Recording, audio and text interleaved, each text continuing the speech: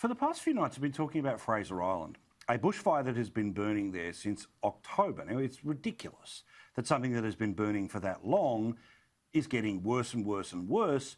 But there's some weirdness about the information we are getting to see and hear, and there's kind of a reason why you're not hearing and seeing people on television who actually live there that supposedly need to get out of the way because the fire is coming and might take their life. Now, that's clearly where things are now, but there was a very long period of time when this was just burning, burning, burning, and they wouldn't even use water bombing to deal with it because of cultural reasons.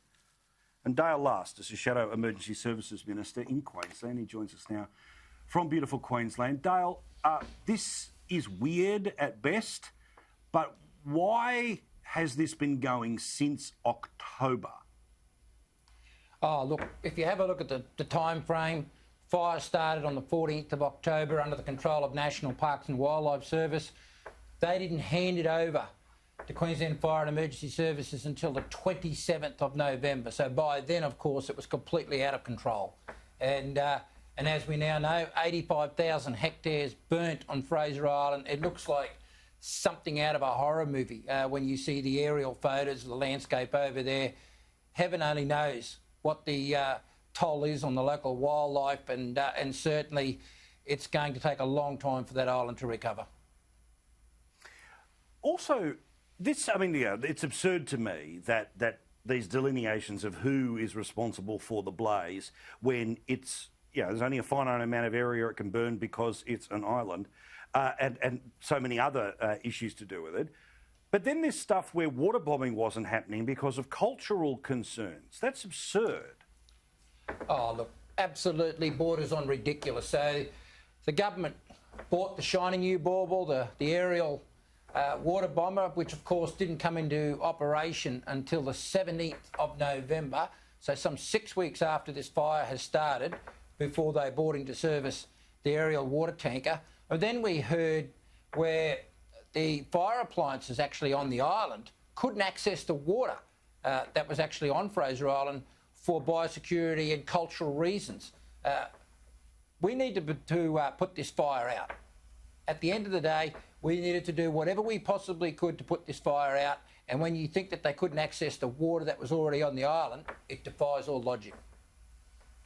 And then there is this scenario about reporting, where, as best as I understand, there were some limitations put on the Queensland media, and even presumably places like ours, to be able to even get to the island to talk to people.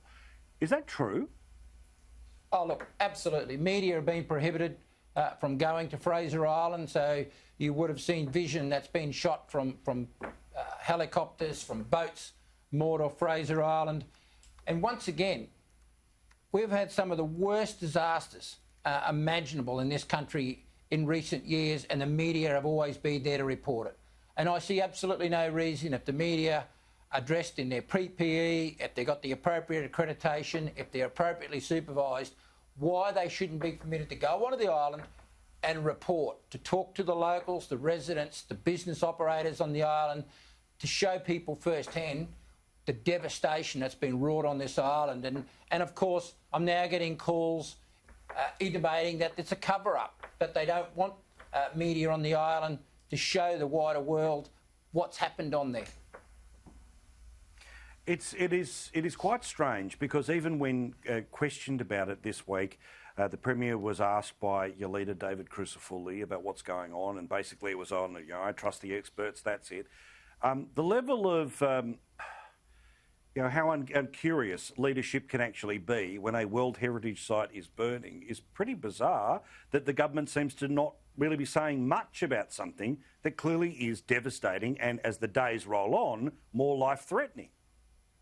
Well, look, I think the government honestly is hoping that this fire will magically go out and everything will die a natural death, so to speak. But talking to the Fire Commissioner today, and he's indicated that it certainly looks like this fire is going to continue at least for another week, possibly a fortnight. They're hoping and praying that they get some heavy rainfall in the meantime, but this fire's still got some way to go before it's extinguished. And whether the government likes it or not, there's a lot of interest because of the fact that it is a World Heritage Area and the sheer scale of the devastation on that island. Thank you so much for the chat, Matt. I do appreciate it.